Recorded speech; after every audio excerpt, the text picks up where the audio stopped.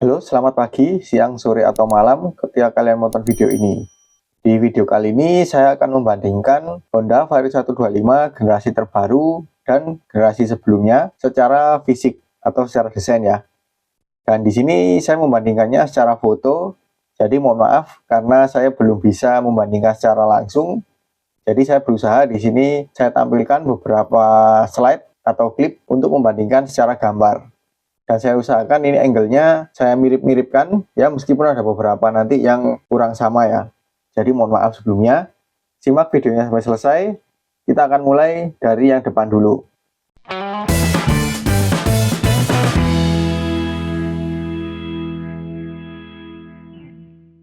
Nah, untuk yang depan seperti ini bisa kalian lihat. Pertama, dari bentuk spionnya ini masih sama. Jadi ini spionnya lebih lebar ketimbang generasi sebelumnya lagi, dan proporsinya cukup pas dengan panjang tangkainya. Kalau yang model sebelum-sebelumnya itu kan dia terlalu panjang, kalau ini dia lebih proporsional. Meskipun secara bentuk dari bodi spionnya sendiri ini cenderung lebih mengotak ya dibandingkan model sebelumnya, tapi masih cocok. Kemudian untuk bagian cover untuk speedometer, nah untuk yang baru ini dia kesannya lebih besar untuk cover yang warnanya sesuai dengan warna bodi keseluruhan ya. Sedangkan yang model sebelumnya itu lebih kecil. Namun secara bentuk ya kembali lagi ke selera, tapi untuk saya pribadi saya lebih suka yang model sebelumnya karena terkesan lebih seperti taring. Lanjut untuk bagian bawahnya. Nah untuk bawahnya seperti ini. Untuk di bagian cover yang terdapat dudukan plat nomor ya. Untuk yang model terbaru dia bidangnya lebih lebar ketimbang model sebelumnya. Kalau model sebelumnya dia mengikuti desain dari cover speedometer yang warnanya menyesuaikan dengan bodi, jadi dia seperti taring ya. Kembali lagi ke selera masing-masing ya. Kalau saya pribadi masih suka yang model sebelumnya. Kemudian untuk bodi cover bagian lampu, nah untuk yang model terbaru ini dia bentuknya seperti anak panah, jadi benar-benar runcing lancip gitu ya. Kalau yang model sebelumnya itu seperti bentuk burung dengan bagian moncongnya itu seperti ada hidung ya, atau paruhnya gitu. Kebetulan ini warnanya nggak sama, jadi saya mencari yang angle-nya sama, cuman ini beda warna dan juga beda tipe ini. Kalau yang model terbaru ini yang saya ambil adalah yang tipe CBS CSS atau tipe tengahnya, sedangkan untuk yang model sebelumnya sebelah kanan ini dia tipe CBS atau tipe murahnya. Dan dari garis desainnya sendiri ya memang yang terbaru ini jauh lebih tegas, lebih lancip seperti yang saya bilang tadi. Kalau yang model sebelumnya dia lebih membulat. Kemudian untuk bagian lampunya ya. Untuk lampunya yang generasi terbaru ini terkesan bentuknya itu satu kesatuan. Jadi modelnya V seperti itu, tapi dipisah atau disekat dengan ornamen tambahan yang berwarna hitam. Sedangkan untuk yang model sebelumnya ini dia seperti terpisah. Ya sebenarnya sama sih, dia modelnya menyambung satu kesatuan, tapi tertutup oleh bodi yang terkesan memisahkan semua bagian. Jadi kalau yang model lama ini kan dari DRL-nya pun terpisah kanan kiri, kemudian dari lampu bawahnya juga terkesan terpisah. Untuk desainnya sendiri, dari lampu sein yang baru ini cukup keren karena dia mengikuti bentuk dari DRL-nya ya. Sedangkan model sebelumnya itu biasa saja. Namun untuk DRL-nya sendiri, kalau bicara untuk kecantikan saya lebih suka yang lama, karena yang lama ini kan terdapat garis-garis kecil di atasnya DRL utamanya, jadi kesannya lebih mewah. Kalau yang model terbaru ini kan dia hanya garis besar satu garis gitu ya, cuman di bagian lampu seinnya aja yang bercabang dua ya, mengingatkan saya pada perubahan desain dari PCX 160 lama dan terbaru ya. Kemudian untuk bagian lampu bawahnya atau lampu depan, kebetulan yang model lama ini kan foto yang saya ambil itu posisi lampu sedang mati, jadi kurang terlalu terlihat. Namun secara titik sama-sama punya 4 titik, jadi 2 lampu utama atau lampu dekat di bagian tengah dan 2 lagi di bagian samping untuk lampu jauhnya. Tapi ketika saya melihat review-review dari media-media lain dan blogger-blogger lain juga ada perbedaan dari biasnya atau luas dari pencahayaannya. Jadi yang baru ini lebih baik, lebih jauh dan lebih lebar. Ya, kembali lagi ke selera masing-masing ya. Oh ya, ada yang lupa, untuk bagian handle rem, untuk yang model terbaru ini, untuk tipe CBS dan CBS ISS, dia pakai warna silver, sedangkan untuk yang model sebelumnya, dia pakai warna hitam. Yang hitam ini masih dipakai sih sebenarnya di generasi terbaru, tapi di tipe tertinggi atau tipe street. Lalu untuk spakbor yang di bawah, kita lihat yang terbaru ini dia sedikit lebih turun dibandingkan dengan model sebelumnya. Kalau model sebelumnya kan dia naik dan mepet dengan bodi lampunya ya. Nah, kalau dilihat secara estetika, nanti saya akan perlihatkan dari sisi samping. Kalau dari sini emang nggak kelihatan aneh sih. Cara bentuk spakbornya sendiri ini hampir-hampir mirip, tapi mungkin nggak tahu ya, kalau saya melihat langsung mungkin ada perbedaan yang cukup kentara. Oke, lanjut kita ke bagian sampingnya ya, atau bagian serongnya. Nah, di sini untuk bagian body side-nya kita bisa bandingkan ya. Mohon maaf kalau yang model terbaru ini terkesan kurang jelas atau sedikit ngeblur, tapi kita bisa lihat untuk perbandingan garis desain atau kemiringan dari bodi sayap dan bodi depannya ini. Untuk yang model terbaru ini dia terkesan lebih curam untuk kemiringannya, sedangkan untuk yang model lama ini terkesan lebih landai. Dan dari bodi sayapnya, kalau yang terbaru ini dia lebih kecil ya. Kalau yang lama dia lebih lebar karena dia sedikit ada bidang yang menjorok ke belakang. Dan yang lama ini untuk bodinya seperti terpisah karena di bagian lampu depan atau di belakangnya lampu depan ini terputus gitu ya, bukan menyambung. Kalau yang model terbaru ini kan dia menyambung. Lalu untuk bagian bodi sayap terdapat ornamen warna hitam ya. Kalau yang di generasi terbaru ini dia lebih simpel, lebih sederhana karena hanya satu garis seperti itu. Sedangkan kalau model sebelumnya dia lebih menyamping tarikan garisnya. Nah, di sini baru kita bisa lihat ya untuk bagian spakbornya.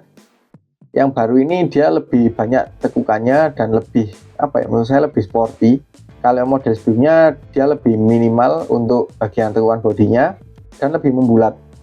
Nah, di sini juga sedikit terlihat di bagian jarak antara bodi depan dan spakbor dua model ini. Kalau yang model baru dia lebih rendah, jadi rongga antara ban dan spakbor itu nggak terlalu jauh. Kalau yang model sebelumnya kan dia cukup jauh, jadi kesannya agak aneh kalau dia posisinya itu suspensinya nggak turun. Oke, lanjut kita ke bagian samping yang sedikit lebih ke tepi ya. Nah, di sini baru terlihat untuk bagian kemiringan sudut dari bodi depannya. Jadi yang baru ini lebih curam dan lebih kurus gitu loh. Kalau yang model lama itu kan dia lebih landai dan terkesan lebih gemuk. Di sini juga terlihat di bagian rongga antara spakbor dan juga ban seperti ini. Jadi kelihatan lebih keren yang model baru ya ketimbang yang lama. Nah, di sini juga terlihat untuk bagian suspensi ini masih sama. Kemudian ban masih sama, velg juga masih sama. Bentuknya juga masih sama. Ini sebenarnya velg yang dipakai di Vario 150 ya, model dulu sebelum digantikan oleh Vario 160. Dan sama-sama masih pakai warna perunggu karena ini kedua-duanya tipe CBS ISS. Lanjut bergeser ke belakangnya lagi, ini di bagian pijakan kaki depan ya. Ini masih tidak terlalu beda jauh, mungkin masih sama. Jadi untuk ruang atau kelegaan dari pijakan kaki itu masih sama. Ya jujur untuk Vario seri sih sebenarnya dia nggak terlalu lebar ya. Tapi masih mendingan kalau dia modelnya datar seperti ini, jadi untuk menaruh misalkan lutut tas, untuk barang bawaan itu masih cukup oke. Nah, kemudian kita singgung untuk bagian bodi sayapnya. Kalau yang model terbaru ini kan dia lebih maju ya, sedangkan untuk yang model lama dia ada tonjolan ke belakang. Nah, dari pengalaman saya untuk generasi sebelum-sebelumnya, di bagian lutut saya ketika duduk itu jaraknya sangat sempit, bahkan hampir terbentur oleh bagian bodi sayap tadi. Jadi dia terlalu menonjol. Nah, kalau kita lihat yang model terbaru ini dia lebih maju, otomatis ruang dari lutut masih lebih lega dan lebih jauh lah daripada model-model sebelumnya. Lanjut untuk bagian bodi di bawah jok atau bodi samping, yang model baru itu tekukannya lebih jelas.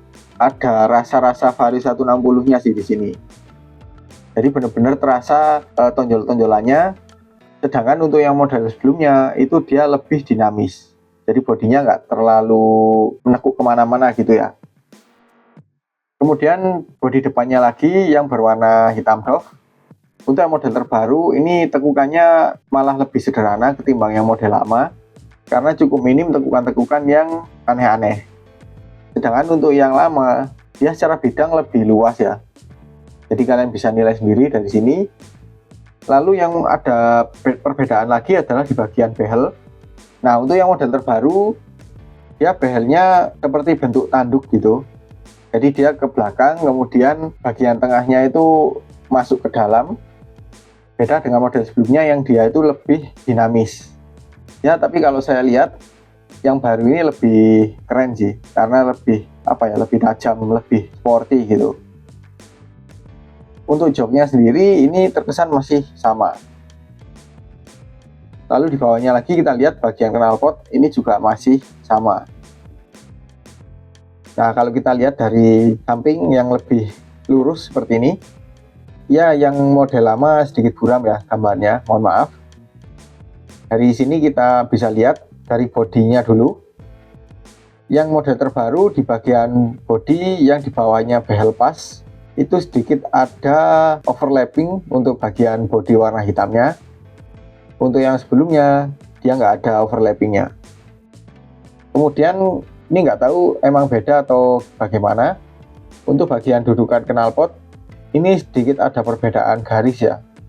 Jadi kalau yang baru ini dia lebih berongga, kalau yang model lama dia lebih padat.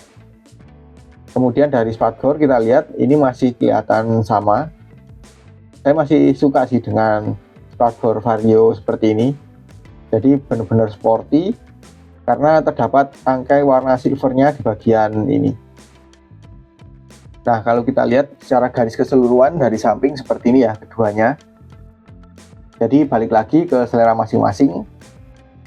Ya, kalau saya sih yang baru ini kalau dari samping jauh lebih keren sih daripada model sebelumnya. Lanjut ke bagian belakang. Nah, di bagian lampu ini dari atas dulu deh, dari bagian behel ya. Nah, seperti yang saya bilang tadi, kalau yang model baru itu terkesan seperti tanduk. Jadi dia ada dua tonjolan lancip seperti itu, tengahnya lebih ke dalam. Kalau yang model sebelumnya dia lebih dinamis. Kemudian untuk bagian lampu belakang atau lampu rem yang baru ini dia lebih sipit. Ada rasa-rasa Vario 160 tapi ini lebih kecil dan lebih sederhana gitu ya. Karena untuk bagian lampunya kita lihat hanya ada satu titik di tengah. Jadi ketika saya melihat di video-video review itu, kalau misalkan dia posisi lampu remnya mati, itu yang nyala cuma di tengah saja. Tapi kalau posisi lampu rem menyala, dia bisa melebar sampai ke samping. Sedangkan untuk model sebelumnya dia bidangnya lebih besar. Jadi kalau dilihat dari belakang itu dia seperti full lampu ya. Kalau yang model baru kan masih ada kelihatan cover-covernya seperti ini. Dan untuk yang lama dia titik LED-nya jauh lebih banyak. Yang lama jadi kesannya lebih mewah, kalau yang model baru dia kesannya lebih sporty. Kemudian untuk bentuk lampu sen, kalau kita lihat sekilas hampir mirip. Tapi klaim Honda untuk sen yang baru ini dia lebih kecil. Jadi dia lebih sporty. Dia mengikuti lampu belakangnya yang dia juga lebih sipit ya. Jadi kesannya lebih sporty. Meskipun dia lebih kecil, tapi secara penerangan dia masih nggak jauh beda dengan model sebelumnya. Karena dia sudah LED kan. Lanjut untuk bagian panel instrumen. Seperti ini ya, bisa kalian lihat. Kalau dari panel instrumennya sendiri, secara bentuk ini masih sama persis, nggak jauh beda. Cuman ya ada perbedaan sedikit di bagian ornamen-ornamennya ya, atau garis pemisah antara lampu indikator dan juga info digitalnya. Dan kedua-duanya sudah full digital dengan warna latar gelap dan angkanya terang. Dan ini kurang tahu di bagian area tepian dari info digitalnya ini terdapat ornamen-ornamen segitiga, sedangkan yang lama dia lebih polos. Dan dari peletakan info-infonya pun juga masih sama ya. Dari lampu indikator, kemudian dari info-info yang ditampilkan seperti kecepatan, sisa bahan bakar, jam, kemudian odometer dan lain sebagainya itu masih sama, dan 2 tombol select dan set itu juga masih sama secara penempatan. Nah, covernya ini baru kelihatan berbeda ya. Kalau yang model baru ini, cover yang warnanya mengikuti warna bodi keseluruhan itu dia lebih lebar, sedangkan untuk yang lama dia lebih sempit atau lebih kecil. Untuk penempatan logo Honda-nya juga sama, dan di area sekitarnya kita lihat ini juga berbeda ya secara desain. Lanjut untuk bagian bagasi, ini masih sama persis, nggak ada perubahan, berkapasitas 18 liter. Ya, untuk saat ini sih saya bilang cukup ya, bukan terbesar tapi cukup. Bisa muat helm, tapi hanya beberapa tipe saja. Dan untuk bagian tangki bahan bakar juga sama, dia posisinya di belakangnya bagasi, berkapasitas 5,5 liter. Ya, ini salah satu alasan kenapa bagasinya masih segitu-gitu aja, karena dia berbagi ruang dengan tangki bahan bakar. Terakhir kita lihat di bagian kokpit ya. Pertama dari tombol-tombol dulu. Untuk tombol-tombolnya masih sama persis, tidak ada perbedaan dari model baru dan juga model sebelumnya. Jadi di sebelah kanan ini ada tombol untuk idling stop system dan juga starter, yang mana untuk tombol ISS-nya ini hanya ada di tipe CBS ISS dan tipe atasnya lagi. Sedangkan untuk yang tipe CBS tidak ada tombol ISS-nya. Lalu sebelah kiri ini ada lampu dekat, lampu jauh, klakson dan sein. Penempatan dan bentuknya pun juga masih sama. Lalu untuk bagian laci, nah ini keduanya sama-sama punya 2 laci, yang kiri model tertutup dan yang kanan model terbuka. Dan yang kanan ini dia lebih kecil ya. Kalau yang kiri di model terbaru dia lebih lebar dan lebih dalam, intinya lebih besar lah. Dan dia sudah dilengkapi colokan charger Type C, sedangkan untuk yang generasi sebelumnya itu masih Type A. Kemudian dari kuncinya ini juga masih sama, ini tipe CBS ISS, jadi dia sudah smart key atau keyless. Cara pengoperasiannya pun juga masih sama, dan di sampingnya ada tombol untuk membuka jok. Kemudian di bawahnya lagi ini ada cantolan atau pengait untuk mengaitkan barang belanjaan kita, misalkan kita dari minimarket atau dari mana gitu ya, yang bawa kantong kresek atau sebagainya. Nah, ini lebih praktis karena terdapat pengait seperti ini. Ini yang tidak ada di PTX 160 dan ADV 160. Oke, jadi seperti itu saja ya perbandingan fisik secara foto. Jika kita bandingkan ya Honda Vario 125 model baru dan model lama, kira-kira kalian lebih suka yang mana? Tulis komentar kalian di kolom komentar di bawah ini. Jadi sekian dulu untuk video kali ini. Kalau suka dengan video ini jangan lupa di like. Apabila ada pertanyaan, kritik atau saran silahkan komen di bawah. Share juga ke sosial media kalian apabila video ini bermanfaat. Jangan lupa subscribe untuk mengikuti video terbaru dari saya. Nyalakan juga tombol loncengnya untuk mendapatkan notifikasi video terbaru dari saya. Follow juga Instagram, TikTok, dan Facebook saya di @mosowibi. Terima kasih telah menonton dan sampai jumpa di video selanjutnya.